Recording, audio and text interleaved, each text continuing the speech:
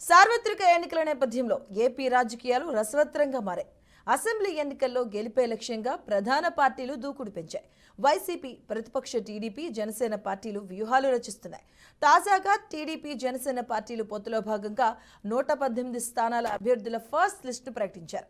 ఇక టీడీపీకి 94, జనసేనకు 24 స్థానాల్లో పోటీ చేయబోతున్నట్లు నాయకులు లిస్టును విడుదల చేశారు. ఇక దీంతో వైసీపీ పార్టీకి టెన్షన్ మొదలైందని పొలిటికల్ సర్కిల్లో చర్చనీయాంశంగా మారింది.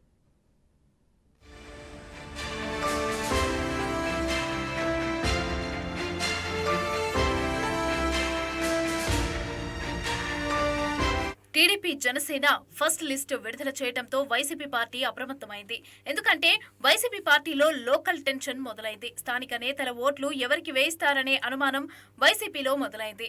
అయితే రాష్ట్రంలో వైసీపీ ప్రభుత్వం వచ్చాక తమను పట్టించుకోలేదని ఆ పార్టీ నాయకులు ఆరోపిస్తున్నారు. అయితే వాలంటీర్లకు ఇచ్చిన గౌరవం కూడా తమకు ఇవ్వలేదని వైసీపీ శ్రేణులు లోలోపల మదన పడుతున్నట్లుగా తెలుస్తోంది.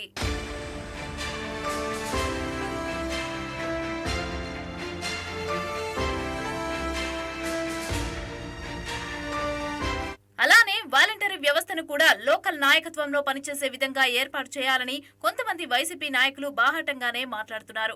వైసీపీ ద్వితీయ శ్రేణి నాయకులు తమకు గ్రామాలలో ఎటువంటి అధికారం ఇవ్వకపోవడంతో అసహనం వ్యక్తం చేస్తున్నారు.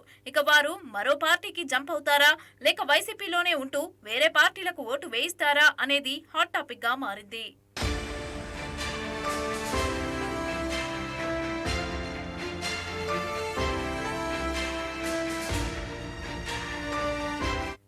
చెప్పి వైసీపీ అధిష్టానానికి తలనొప్పి వస్తోందని చోటా మోటా ఆందోళన చెందుతున్నారు. ఇక లోకల్ గా ఉండే నాయకత్వాన్ని పట్టించుకోకపోతే పార్టీకి తీవ్రంగా దెబ్బ తగులుతుందని హెచ్చరిస్తున్నారు.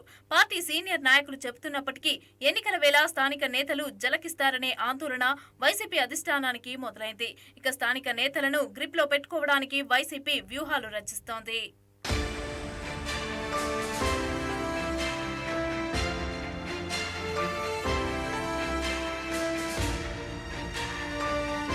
తెలంగాణలో అయితే ఇటీవల జరిగిన అసెంబ్లీ ఎన్నికల్లో బీఆర్ఎస్ పార్టీ ఓడిపోయింది. బీఆర్ఎస్ తో ఫ్రెండ్లీ పార్టీ అయిన వైసీపీని కూడా అదే రీతిలో ఓడిస్తామని ఏపీ ప్రతిపక్ష నేతలు అంటున్నారు. దీంతో వైసీపీ పార్టీ అప్రమత్తమైంది. తెలంగాణ అసెంబ్లీ ఎన్నికల్లో బీఆర్ఎస్ పార్టీని లోకల్ లీడర్స్ దెబ్బకొట్టారనే వాదన గతంలో వచ్చింది. దీంతో ఏపీలో కూడా బీఆర్ఎస్ పార్టీ ఎన్నికల్లో చేసిన పొరపాట్లు తమ పార్టీలో కూడా ఇలా రిపీట్ కావద్దని వైసీపీ భావిస్తోంది. అయితే ఈ నేపథ్యంలోనే లోకల్ లీడర్స్ ను తమ వైపు తిప్పుకునేలాగా వైసీపీ ప్లాన్ చేసింది.